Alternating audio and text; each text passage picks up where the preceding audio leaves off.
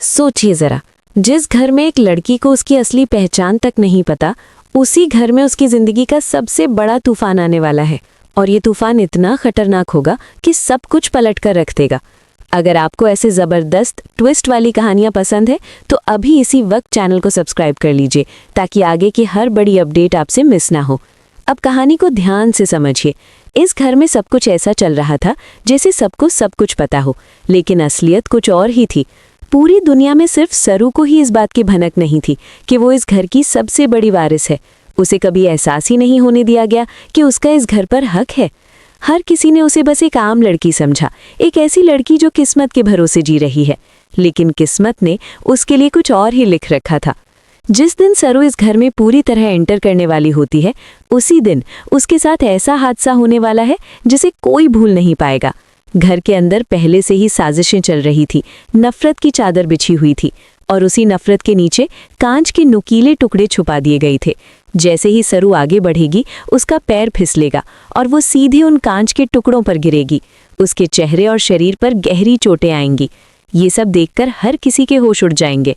अगर आपको लगता है कि कहानी यहीं खत्म हो जाएगी, तो आप गलत है। आगे जो होने वाला है वो और भी ज्यादा चौंकाने वाला है। ऐसे ट्विस्ट जानने के लिए वीडियो को लाइक करना मत भूलिए। अब बात करते हैं उस धमाकेदार मोड़ की जिसने सबको हिला कर रख दिया है। अनिका ने अब खुलकर खेलना शुरू कर दिया है। पहले ही अनिका और कामिनी दोनों मिलकर हमले कर चुके हैं। दोनों की नीयत साफ नहीं है और दोनों ही सरू को रास्ते से हटाने की कोशिश में लगी हुई हैं। एक के बाद एक चालें चली जा रही हैं। सरूजा पर हमला किया जाता है और उसके बाद वो लोग वहां से चुपचाप निकल जाते हैं। अब सरूजा पहले जैसी नहीं रही, उसकी हालत बहुत नाजुक है। दूसरी तरफ सरू की जिंदगी में भी कुछ सही नहीं चल रहा। जिस घर को वो अपना समझने लगी थी, वहीं अब उसे सबसे बड़ा झटका मिलता है।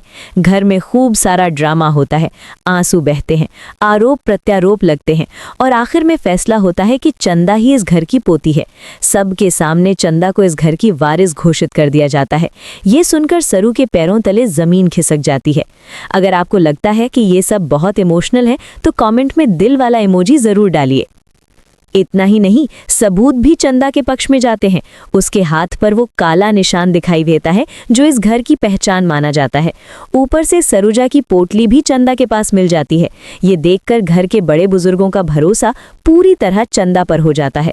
अन्नपूर्णा जब चंदा को देखती है तो बिना कुछ सोचे समझे उसे गले से लगा लेती है और कहती है कि तुम ही हमारी असली पोती हो। उस पल सरू सिर्फ खामोशी से सब देखती रह जाती है। उसके दिल में तूफान चल रहा होता है, लेकिन बाहर से वो कुछ नहीं कह पाती। यहीं से कहानी एक और मोड़ लेती है। अगर आपको ऐसी भावनात्मक कहानियां पसंद हैं तो अभी शेयर बटन दबा दीजिए, ताकि आपके दोस्त भी ये कहानी देख सके। अब दूसरी तरफ चंद्रकांत की कहानी चल रही है। चंद्रकांत सरू को सरूजा की फोटो दिखाने वाला होता है। वो चाहता है कि सरू को सच पता चले, लेकिन किस्मत को कुछ और मंजूर होता है। जैसे ही वो फोटो दिखाने लगता है, उसी वक्त अन्नपूर्णा का कॉल आ जाता है। कॉल के कारण वो फोटो नहीं दिखा पाता और सच एक बार फिर छुपा रह जाता है। सरू फिर से अधूरी जानकारी के साथ रह जाती है। अब अनिका की चालों पर जरा ध्यान दीजिए। अनिका के मन में अब सिर्फ दुश्मनी नहीं है, बल्कि एक अजीब सा जुनून है। उसे लगता है कि पहले तो ये सिर्फ मेरी दुश्मन थी, लेकिन अब तो ये मेरी बहन बन गई है और बहन को ऐसे कैसे छोड़ा जा सकता है। इसी सोच के साथ अनिका एक खतरनाक प्लान बनाती है। वो नीचे फर्श पर कांच बिछा देती है और ऊपर से पानी गिरा देती है, ताकि फर्श फिसलन भरी हो जाए। जैसे ही सरू वहां से गुजरती है, उसका पैर फिसलता है और वो सीधे कांच के टुकड़ों पर गिरती है। कांच के टुकड़े उसके चेहरे में धंस जाते हैं। चारों तरफ खून फैल जाता है। सरू दर्द से चिल्लाती है, लेकिन अनिका के चेहरे पे कोई पछतावा नहीं होता। ये सीन हर किसी का दिल दहला देता है। अगर आपको लगता है कि अनिका की ये हरकत बहुत गलत है, तो कमेंट में अपनी राय जरूर लिखिए। लेकिन कहानी में एक अच्छी खबर भी छुपी हुई है। चंदा कोई सीधी सादी लड़की नहीं है, वो डबल गेम खेलने वाली है। उसे पता है कि उसके हिस्से में बहुत बड़ी दौलत आने वाली है। भले ही आंकड़ा कुछ भी हो, लेकिन इतना जरूर है कि वो इतनी आसानी से कामिनी और अनिका को सब कुछ नहीं देने वाली। वो भी अपने दिमाग का इस्तेमाल करेगी और सही वक्त आने पर सबको बड़ा झटका देगी। अब सीरियल और भी ज्यादा दिलचस्प हो चुका है।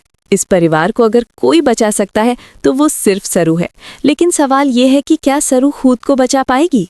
हादसे के बाद उसे अस्पताल ले जाया जाएगा और वहीं उसे अपनी मां की सच्चाई के करीब पहुंचाया जाएगा। अस्पताल में उसे बताया जाएगा कि एक औरत को गोली लगी है और उसकी हालत बहुत गंभीर है। अब सोचिए उस पल का दर्द जब सरू को शक होगा कि कहीं ये उसकी मां तो नहीं। अगर आपको आगे आने वाले ट्विस्ट जानने की उत्सुकता है तो अभी चैनल को सब्सक्राइब करना ना भूलें और बेल आइकन भी दबा दें। कहानी यही नहीं रुकती, आगे बहुत कुछ होने वाला है।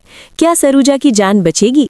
क्या सरू आखिरी वक्त में अपनी मां से मिल पाएगी या फिर किस्मत एक बार फिर उसके साथ खेल खेलेगी? इन सारे सवालों के जवाब आने वाले एपिसोड्स में मिलने वाले हैं। आपको क्या लगता है आगे क्या होगा? अपनी सोच हमें कमेंट बॉक्स में जरूर बताइए। यहीं पर पहला हिस्सा खत्म होता है। आगे की पूरी कहानी और भी ज्यादा इमोशनल और खतरनाक होने वाली है, इसलिए जुड़े रहिए। वीडियो को लाइक कीजिए, सब्सक्राइब कीजिए और शेयर करना मत भूलिए।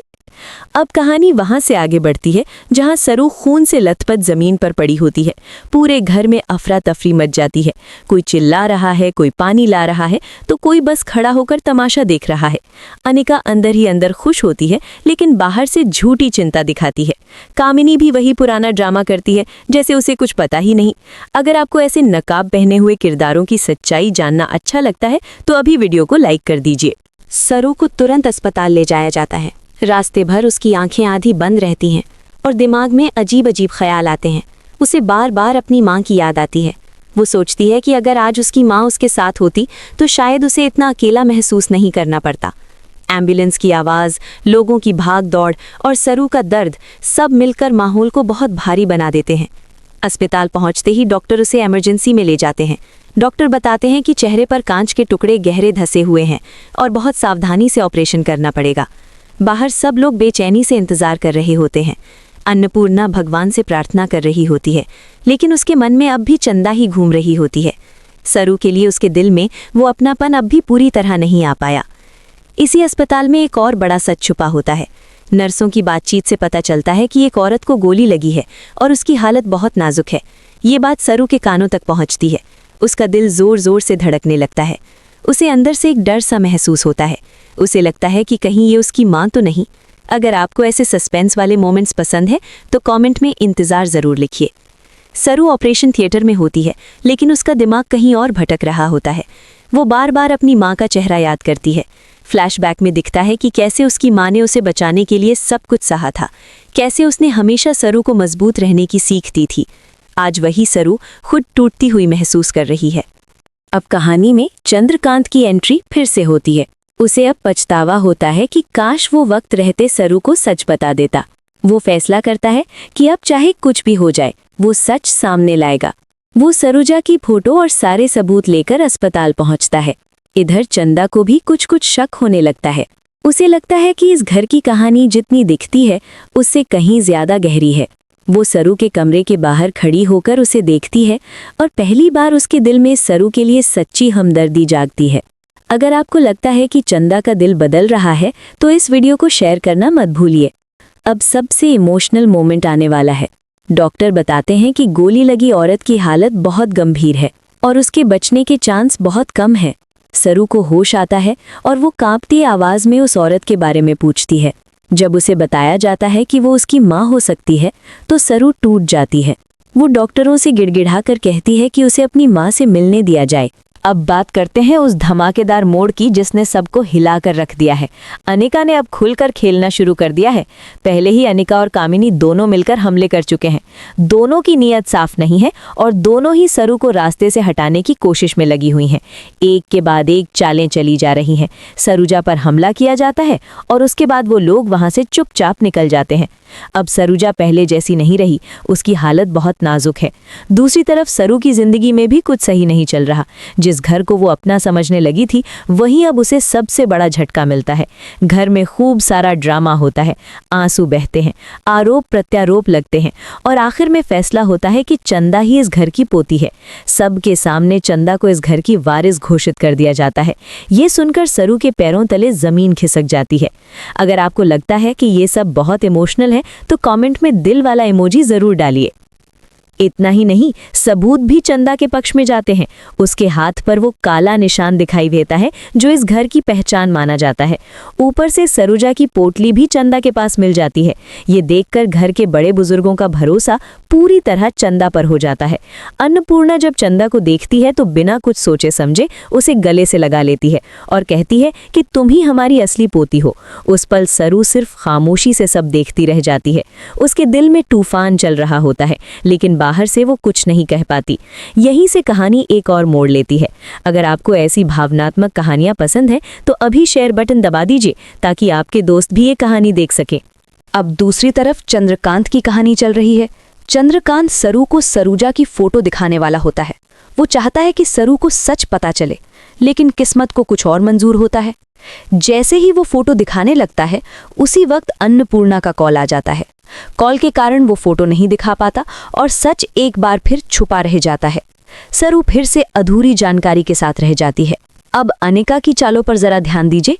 अनिका के मन में अब सिर्फ दुश्मनी नहीं है, बल्कि एक अजीब सा जुनून है। उसे लगता है कि पहले तो ये सिर्फ मेरी दुश्मन थी, लेकिन अब तो ये मेरी बहन बन गई है और बहन को ऐसे कैसे छोड़ा जा सकता है। इसी सोच के साथ अनिका एक खतरनाक प्लान बनाती है। वो नीचे फर्श पर कांच बिछा देती है और ऊपर से पानी गिरा देती है ताकि फर्श फिसलन भरी हो जाए। जैसे ही सरू वहां से